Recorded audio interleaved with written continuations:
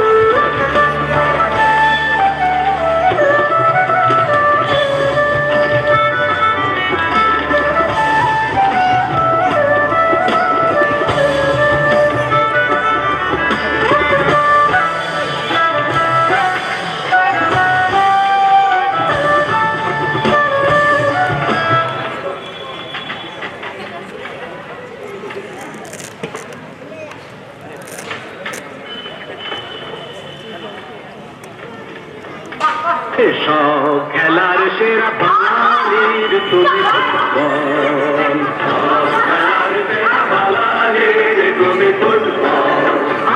মধু আছে ওই তোমার নামেতে বল মধু আছে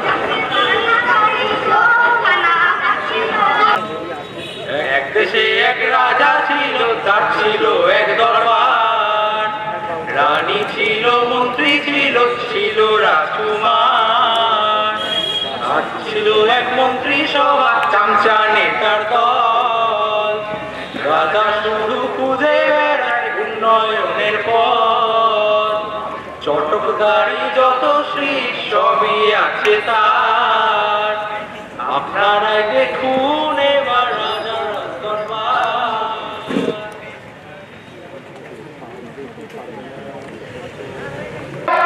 মানধাত্তার আমলের খেলা দেখে হাসছো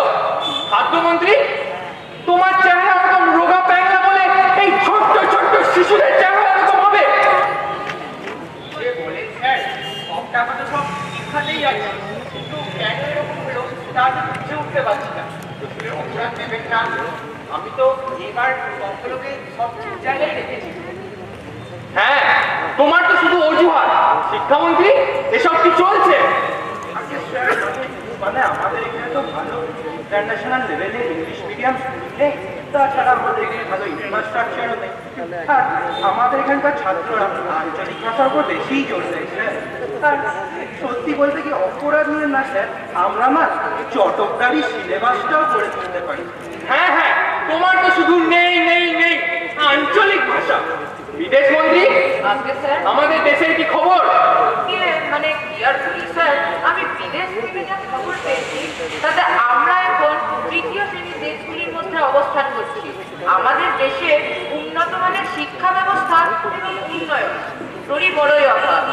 এভাবে চলতে থাকলে আমরা স্যার কখনোই প্রথম সারির দেশগুলির সঙ্গে পেরে উঠব না। স্যার, অনেক দিকেই তো দেখছি অনেক টাকা ব্যয় হচ্ছে।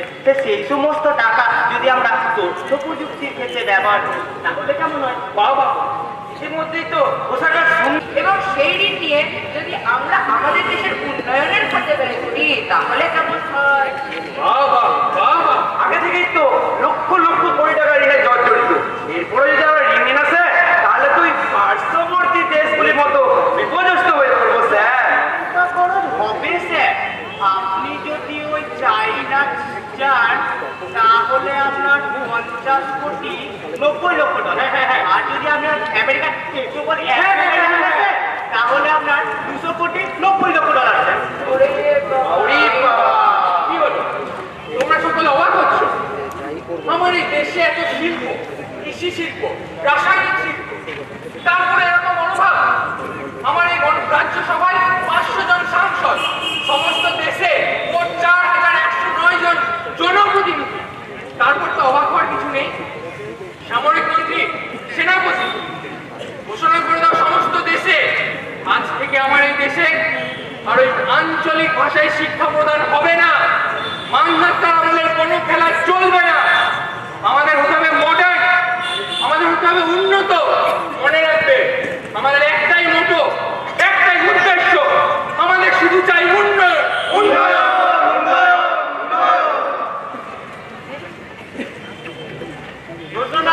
গান, কবিতা, আবৃত্তি সব বন্ধ করতে হবে। সবারই ঘরে ঘরে ল্যাপটপ, ইন্টারনেট, স্মার্টফোন পৌঁছে দেওয়া হবে। প্রধানমন্ত্রীর আদেশ অনুযায়ী সবারই ঘরে চতুষ্কোণ বস্তুটা যেন থাকে। প্রধানমন্ত্রীর আদেশ অমান্য করলে তাকে নন অ্যাভেলেবল খেতে জর্জরিত করে মৃত্যুদণ্ড প্রদান করা হবে। আজকের বিশেষ খবর, প্রধানমন্ত্রীর ঘোষণা অনুসারে জনস্বার্থে প্রচারিত। আজ থেকে প্রতিটি বাড়িতে কম্পিউটার, ল্যাপটপ, টিভি এবং মোবাইল ফোন পৌঁছে দেওয়া হবে এবং সেই সঙ্গে প্রতিটি স্থানে স্থানে ইন্টারনেটের সংযোগ স্থাপন করা হবে। এবং আজ থেকে প্রাচীন ঐতিহ্যবাহী সনাতন সংস্কৃতি বন্ধ করা হবে। যদি কেউ এই সংস্কৃতি বজায় রাখার চেষ্টা করে তবে তাকে সরকার থেকে দণ্ডিত করা হবে। তো আজকের জন্য এতটাই। আপনারা দেখছিলেন XYZ টিভি, সঙ্গে ছিলাম আমি ABC। ধন্যবাদ।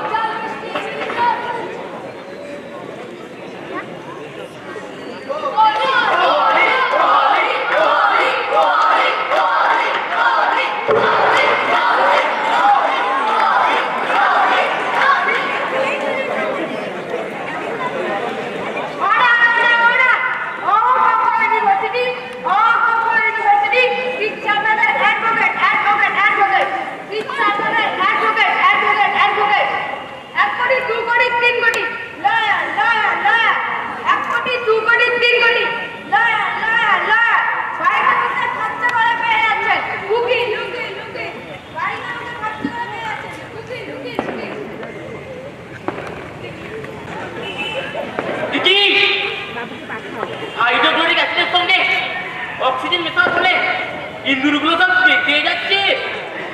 আমি আমি আমি ক্যান্সারের প্রতিরোধ আবিষ্কার করে ফেললাম। ইউরেকা ইউরেকা ইউরেকা, আমি আবিষ্কার করে ফেলেছি ক্যান্সারের প্রতিরোধ আমার হাতের মুঠোয়। ইউরেকা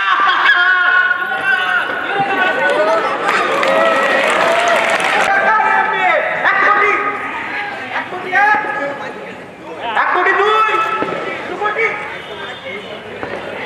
দু কোটি এক, দু কোটি দুই, তিন কোটি, তিন কোটি এক, তিন কোটি দুই, চার কোটি। এই তো এমনি ভুলছে পাচ্ছে, আপনাদের সন্তানরা এখন ভবিষ্যৎ এমনি। চার কোটি এক, চার কোটি দুই, পাঁচ কোটি।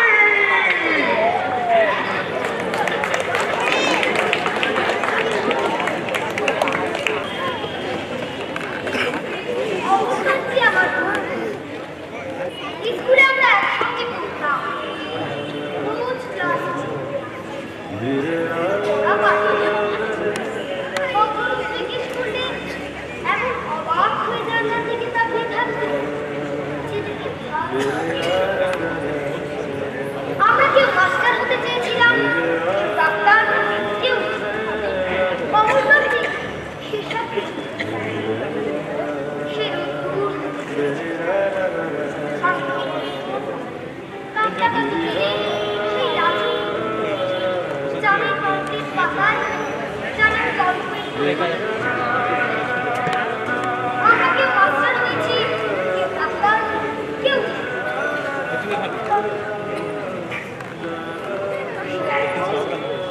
অন্ধকার একটা ছাপাখানার কাজ করেছে।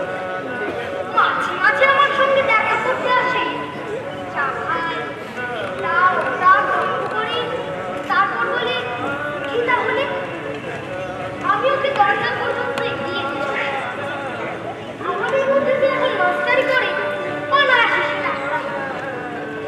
আমাদের মধ্যে যে ডাক্তার হতে চেয়েছিল এই হলো সবুরের ইচ্ছে।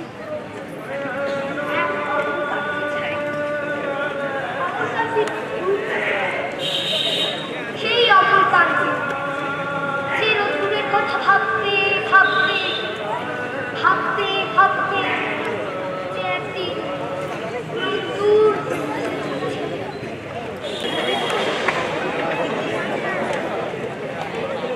Attention please! Attention please! माननीय प्रधानमंत्री प्रधान है। Attention please!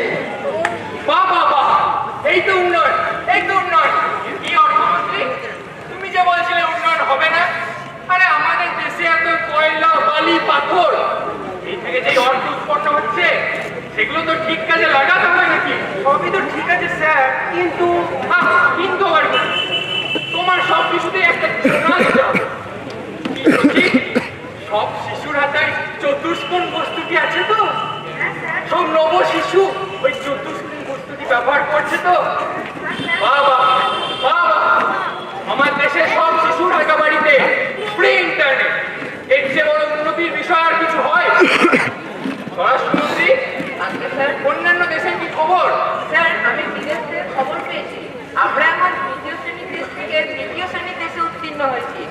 আর আপনি জানলে খুশি হবেন, প্রথম সারির দেশে উত্তীর্ণ হতে আমাদের আর মাত্র 0.1%। সাধু সাধু সাধু শ্রমন্ত্রী, ভাবছি তোমাদের ডিপার্টমেন্টের প্রমোশন দেওয়ার করে সাধু সাধু সাধু।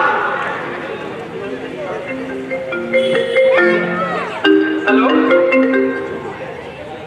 ও মাধু ডার্লিং, বলো বলো বলো বলো। কি রাজ খাচ্ছে না, সে পড়াশোনাও করছে না, সারাদিন শুধু ফোন ফোন আর ফোন। না না, আমি যাচ্ছি যাচ্ছি যাচ্ছি। माननीय प्रधानमंत्री बना रहे हैं।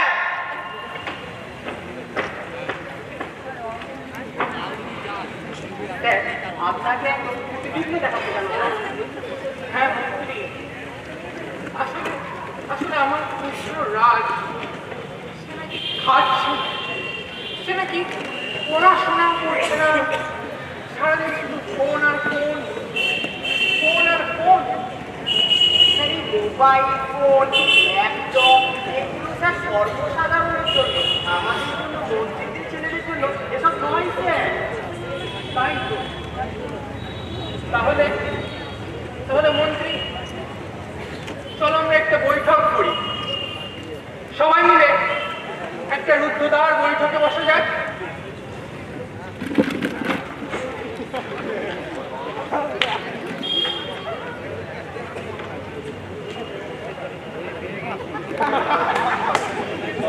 করে বসে আছো সিংহাসনে, রাজ্য জুড়ে সবাই তোমায় ভীষণ মানে, যখন তখন যাকে তাকে পারো তুমি নির্বাসনে, নিজেও তুমি বন্দী সেটা কজন জানে রাজা, নিজেও তুমি বন্দী সেটা কজন জানে।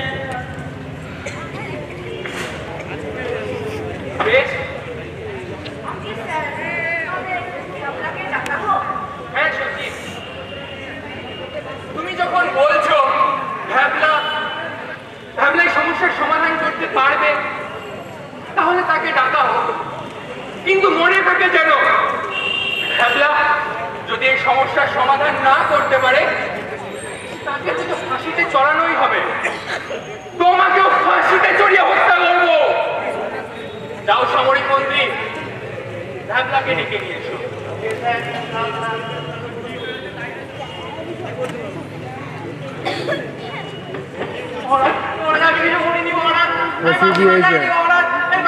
চুপ করো! আমার পুত্ররাজ এখন মহাসংকটে, তুমি আমার কাছে মিথ্যে বলছো? মহারাজ আমি 5 বছর এত বড় আস্পর্ধা! 5 বছর ধরে কোনো কাজ বাজানি, সেই সুর আমার কাছ থেকে হারিয়ে গেছে মহারাজ, আমি পারবো না মহারাজ। সচিব এই যে বলছে পারবেন, বেশ, তাহলে সামরিক মন্ত্রী ভ্যাবলাকে ফাঁসিতে চড়ানো হোক। করবেন না মহারাজ, আপনি করবেন না, দয়া করুন মহারাজ, দয়া করুন। তাহলে আমি যা বলছি তার কথা মতো পালন করো। পাসওয়ার্ড নাই, পাসওয়ার্ড নাই, পাসওয়ার্ড নাই। আপনি যখন বললেন আমাকে করতেই হবে, কিন্তু মহারাজ আচ্ছা। আপনি শব্দটা দিলেন, যদি এই কাজ করতে পারি তাহলে কি করবেন? আহা সচিব, এ তো ভ্যাবলা নয়, এ তো বেশ বিচক্ষণ। ওর সুবিযোগ মহারাজ। তা তো বটে, বেশ তুমি কি চাও? আপনি যদি ওই এই কাজের জন্য আমাকে গোটা নাটকটা হবে? 1000 কোটি টাকা দিতে পারেন, গোটা নাটকটা ধরবে? বেশ বেশ, গোটা নাটকটা 2000 ধরবে? করে ধরে, বেশ বেশ, দেওয়া হবে। ঠিক আছে মহারাজ। কিন্তু মহারাজ আমি আর একটা কথা বলতে চাই, এই বাসি যেমন দুঃখ, তেমন এই বাসিতে কিন্তু অভিশাপও পড়ে আছে আমার মুসলিমদের। শেষ বিশ্বাস, শেষ আত্মনাশ, শেষ কৃত্য। যারা আপনাদের বিরুদ্ধে, আপনাদের কুকর্মের বিরুদ্ধে আন্দোলন করেছিল বলে আপনার এই সেনাপতি তাকে রাতের অন্ধকারে ধর, ধর। আপনি যদি এই প্রতিজ্ঞাবদ্ধ হয়ে যদি প্রতিজ্ঞাটা পালন করতে না পারেন, তাহলে কিন্তু এই দেশ গোটা অতলে নাটকটা তলিয়ে ধরবে? যাবে। তখন সেরা গোটা দিকে নাটকটা গেল, ধরবে? সেরা দিন কিন্তু এই দেশের অবস্থান হবে। আমাদের ধরবে গোটা নাটকটা? অত কথা না বলে আগে কাজটা করে দেখাও ভ্যাবলা। ঠিক আছে মহারাজ, আপনি যখন বলছেন আমি এই কাজটি করব।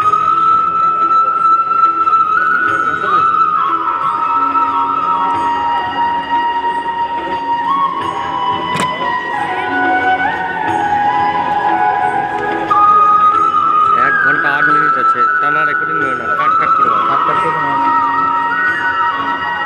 তুমি কোথায় গেছিলে? আমি সেই আফগানিস্তান চলে গেছিলাম রে। সেখান থেকে বালুচিস্তান হয়ে, কাবুল হয়ে, কামরান হয়ে স্কুলের 175তম জন্মদিনে আমি এসেছি। ওই ঘিরে আমি ছিলাম, কিন্তু তোরা কেউ আমাকে লক্ষ্য করলি না। সেখানে তখন জলের অভাব। হ্যাঁ রে, এই বালুচিস্তান চলে গেছিলাম। কি করবো? যদি আমি সেখানে না যেতাম, আমার গুরুদেবের মতো আমার অবস্থা করে দিত এই বিধ্বংসী লোকেরা। কিন্তু দাদা আমি শুনেছি কাবুলস্তানে নাকি খুব জলের অভাব। সেখানে জলের যতই না অভাব, তার থেকে অভাব হচ্ছে খাবারে। কি করবো রে? এক বেলা খাবার কিন্তু এক বেলা যুক্ত না, বড্ড কষ্ট হয়েছে রে, বড্ড তুমি সেখানে কিভাবে ছিলে? বললাম না, বড্ড কষ্ট পেয়েছি। তোদের সারা সবাই আছে একসঙ্গে। খুব বাজে অবস্থা হয়েছে। বন্ধু, বন্ধু তুই এসেছিস বন্ধু? হ্যাঁ রে বন্ধু, বন্ধু কেমন আছিস বন্ধু? আমরা ভালো নেই। তাছাড়া তোর চোখ শরীর কেমন সব কিছু যেন খারাপ হয়ে গেছে। এখন তোদেরকে দেখলাম, দেখ আমার মন চোখ শরীর সব কিছু ঠিক হয়ে গেছে, সব কিছু। তুই এখন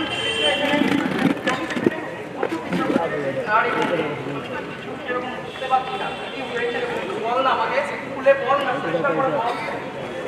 জানো দাদা, সরকার থেকে আমাদেরকে একটি চতুষ্কোণ বস্ত্র, তারপর থেকে আমরা আগের মতো মাঠে যাচ্ছিলাম না, গান করছিলাম না, কবিতা বলছিলাম না, সারাদিন শুধু এই চতুষ্কোণ বস্তুটির দিকে তাকিয়ে বসেছিলাম। বুঝতে পেরেছি। তোদের চোখের অবস্থা দেখে আমি কিছু অন্তত পেয়ে দিয়েছিলাম সেই চোখের বস্তু কতখানি ভয়ঙ্কর, তার সম্পর্ক। ঠিক আছে, আমি তোদেরকে একবার শেষ চেষ্টা করেই দেবো, কিন্তু মনে রাখবি এটাই শেষ ঠিক হওয়া এবং এটাই প্রথম ঠিক হওয়া। এরপরে যেই তোদের এই চতুষ্কোণ বস্তু, চতুষ্কোণ যে কোনো বস্তু দিতে চাই, তোরা যদি তার চতুষ্কোণ করে সম্মুখ হস, আকাশ থেকে ভগবান নেমে এলো, তোদের কিন্তু আর কেউ করতে পারবে না। কি তোরা আর কেউ দেখবি চতুষ্কোণ বস্তু হাতে নিবি? নিবি না তো? নিবি না তো? নিবি না তো? বল নিবি না তো?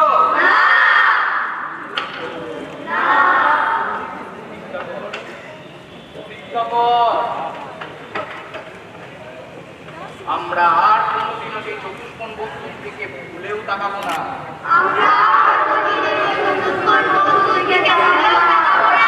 তুই আমাদের সম্মোহন করার চেষ্টা করবো, আমরা কিছুতেই সম্মত হবো না।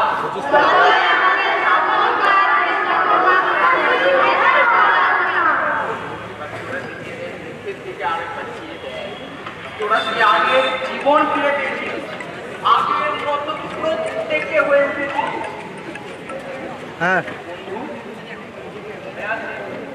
শুরু হলো নাটক। কিন্তু আজকে ভালোই পাস দিল আমাকে দুটো আজকে।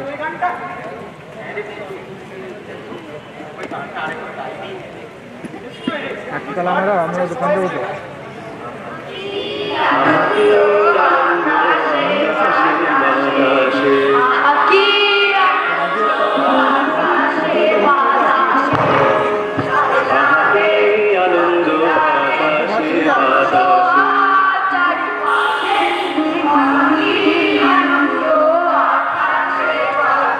সাথে পাখিরা কত শোভা চারিপাশে।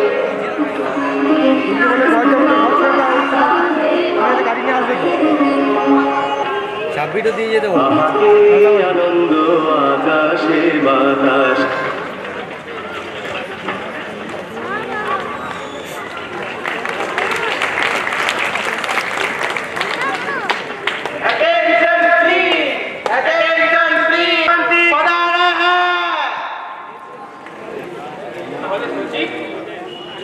ভাবলে এই সমস্যার সমাধান করতে পেরেছে? বেশ, তাহলে রাজকে ডাকা হোক।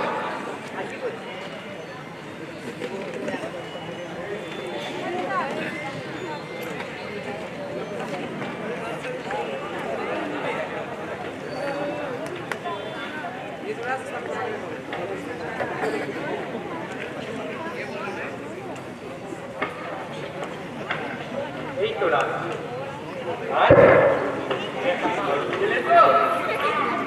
পড়াশোনা করো তো? খাবার খাও তো? মোবাইল দেখো না তো?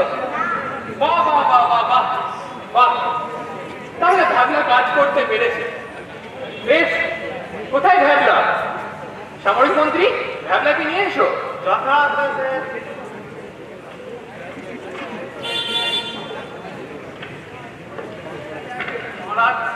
আমি আপনার দ্বারা কাজ করতে পেরেছি মহারাজ, এবার আমাকে আর মারবেন না তো মহারাজ। ভাবলাম তুমি অবশ্যই তুমি কাজ করতে পেরেছো, তুমি আমার পুত্র রাজকে ঠিক করেছো। তুমি দেশের সমস্ত নব শিশুকে ঠিক করেছো। আজ তুমি দেশ নায়ক। বেশ ভাবলাম, তাহলে আবার পরে দেখা হবে। মহারাজ আপনি যে সকলের সঙ্গে প্রতিশ্রুতিবদ্ধ হলে বললেন যে প্রতিশ্রুতি পালন করবেন, সেটা যদি রেখে দিতেন আমি প্রতিশ্রুতি। সচিব, এরকম কোন প্রতিশ্রুতির কথা তোমার মনে আছে নাকি?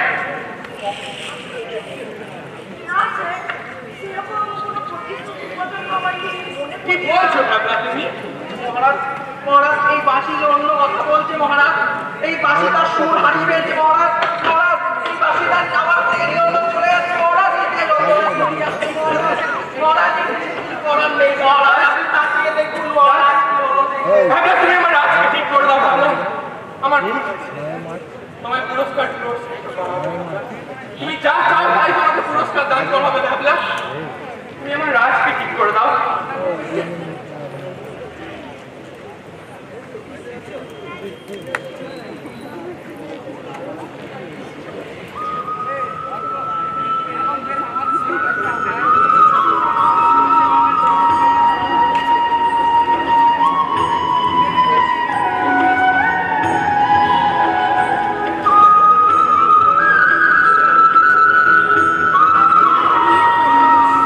রাজ, তুমি আর ফোন দেখছো না তো? পড়াশোনা করছো তো? আবার খাচ্ছো তো? বাহ বাহ বাহ। ভাবলা এসো। ভাবলা আমার ভুল হয়েছিল। ভাবলা আমি ভেবেছিলাম এই সনাতনী শিক্ষা, এই আঞ্চলিক ভাষা, এগুলোর জীবনে কোনো গুরুত্ব নেই। তুমি আমার চোখ খুলে দিলে। ভাবলা ওই চতুষ্কোণ বস্তু তার কোনো দরকার নেই এই জীবনে একজন প্রকৃত মানুষ। তুমি সেই চোখ, সমস্ত নব শিশুর চোখ, সবাইকে প্রকৃত মানুষ হতে শিখিয়েছ। এটাই তো আসল আনন্দ। ভাবলা আর তোমার স্বর্ণ মুদ্রা, তার সাথে আমি তোমায় দেবো উত্তরের জমি। তার সাথে আমার কন্যার বিবাহ তোমায় দেব। তাছাড়া এই মন্ত্রিসভায় উপপ্রধানমন্ত্রীর পদটাও তোমায় দেবো। ভাবলাম চলো। ভাবলাম আমরা সবাই আনন্দ করি। এই আসল আনন্দ ওই চতুষ্কোণ দানব আমাদের চোখে যে পর্দা টেনে দিয়েছিল, সেই পর্দা সরে গেছে। ভাবলা শুধুমাত্র তোমার জন্য। ধন্যবাদ ভাবলা, আপনার যে পদবী হয়েছে এটাই অনেক মহারাজ, এটাই অনেক। চলো মন্ত্রীগণ, আমরা সবাই আনন্দ করি। চলো।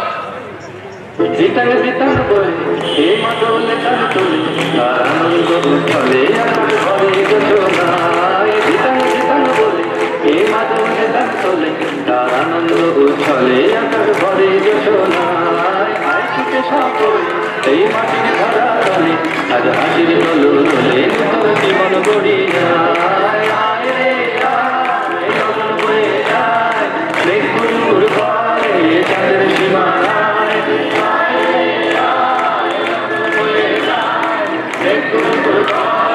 চাঁদের সীমানায় পারুল কন্যাকে চম্পা ছুটে আয়, গর্গিরা সভাকে কোমর বেঁধে আয়। পারুল কন্যাকে চম্পা ছুটে আয়, গর্গিরা সভাকে কোমর বেঁধে আয়। আয় রে আয়, আয় রে আয়, আয় রে আয়, আয় রে আয়।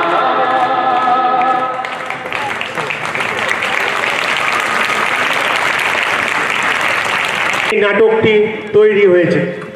ধন্যবাদ।